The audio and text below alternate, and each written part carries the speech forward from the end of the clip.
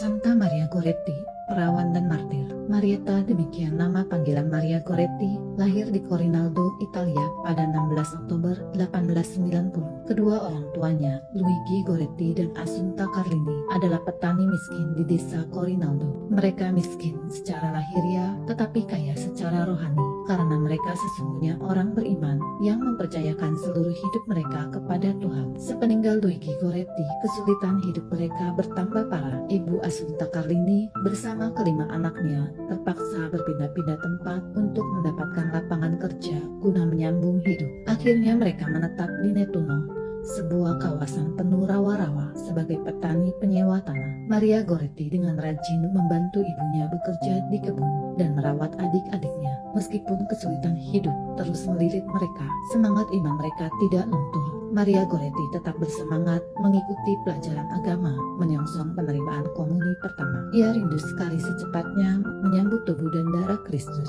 Meskipun untuk itu ia harus berjalan kaki ke kota untuk mengikuti pelajaran agama. Ia tetap berusaha menata hidupnya dengan doa dan kerja, serta berusaha sekuat tenaga agar tidak jatuh dalam dosa. Kepada ibunya, ia mencetuskan kata-kata iman berikut: lebih baik mati 1000 kali daripada berbuat dosa 1 kali. Ia tidak rela menghina Yesus yang dicintainya dengan berbuat dosa. Ujian hidup terhadap kesucian hatinya datang begitu cepat. Adapun Alessandro, pemuda tetangga yang bekerja pada mereka sebagai pembantu untuk pekerjaan-pekerjaan kasar, menaruh hati pada Marietta. Telah berkali-kali ia membujuk Marietta untuk berbuat serong, tetapi tidak pernah ia berhasil menaklukkan keteguhan Marietta. Oleh karena nafsu birahi terus menguasai dirinya, ia tetap mencari kesempatan untuk merenggut kesucian Marietta. Kesempatan itu akhirnya tiba tatkala Marietta sendirian di rumah menjaga adiknya yang sakit, sedangkan ibunya berada di kebun. Alessandro yang sedang bekerja di kebun mengetahui bahwa Marietta sendirian di rumah dengan dalih hendak beristirahat di rumah karena letih. Ia segera pulang ke rumah. Dalam hatinya ia telah bertekad bulat, berhasil atau mati. Sesampai di rumah, ia terus melaksanakan niatnya. Sementara itu,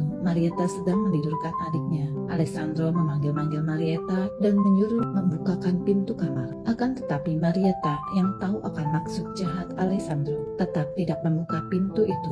Sebaliknya, ia berdoa meminta perlindungan Tuhan Yesus. Karena amarah dan dorongan nafsunya, Alessandro mendobrak pintu kamar Marietta. Ia masuk dan memaksa Marietta mengikuti dorongan birahinya. Namun dengan keras, Marietta membela diri dan berusaha melepaskan dirinya dari cengkraman Alessandro. Karena Marietta tetap bersikeras menolak keinginannya, maka dia menghunus pisau yang sudah lama disiapkannya dan mengancam Marietta. Ancaman ini pun tidak dihiraukan Marietta. Oleh karena itu, Alessandro dengan kalut menancapkan pisau tajam itu ke tubuh gadis tidak berdosa itu sebanyak 14 kali.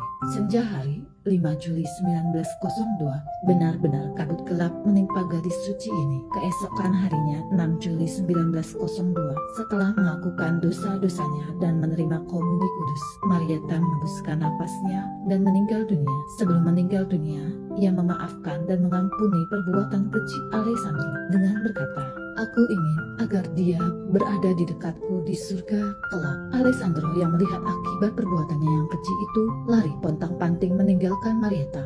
Dia kemudian ditangkap polisi dan dihukum penjara selama 30 tahun. Setelah 8 tahun meringkuk di dalam penjara, ia menyesali perbuatannya dan memperbaiki hidupnya. Santa Maria Goretti, doakanlah kami.